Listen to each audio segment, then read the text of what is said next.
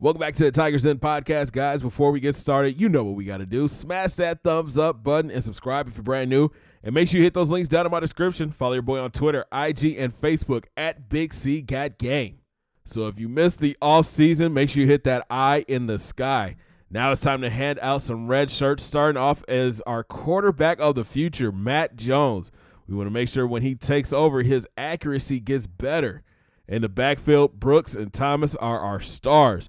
Freshman Kevin Easy will see some playing time this year, but Charles Jackson, he'll have to sit out a year.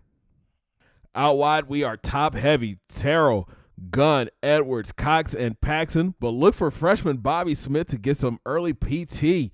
He's been impressing coaches in practice. As for Antonio Walker and walk-on Chris Price, both will redshirt this year.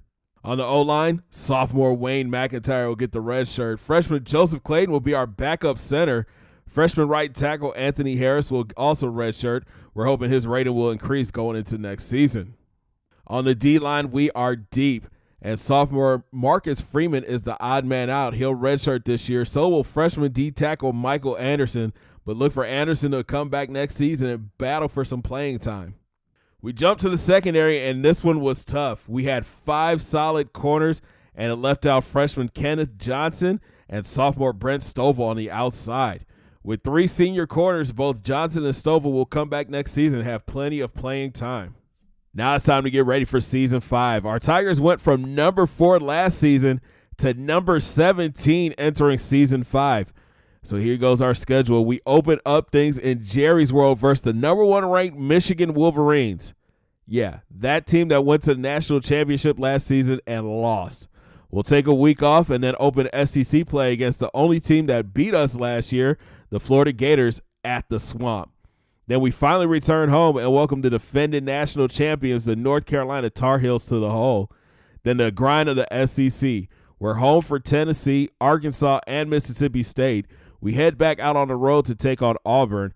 Then return home for the Battle of Louisiana versus LSU.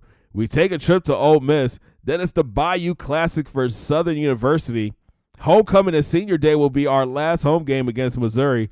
Then we close out the season at Bryant-Denny Stadium against the Crimson Tide of Alabama.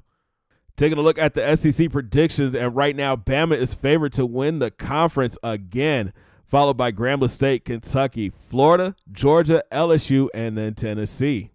The race for the Heisman should be interesting this year. Right now, Joel Thomas is the favorite, but remember, Charlie Brooks is back from injury this year.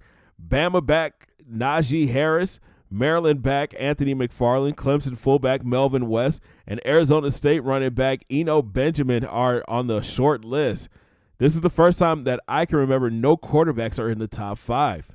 Here's a look at the first team All-Americans. Running back Joel Thomas, DN Richard Maynard, D tackle Marvin Goff, outside linebacker Josh Carey, corner Fred Paris, and kick returner Jordan Paxson were all named to the NCAA first team All-Americans.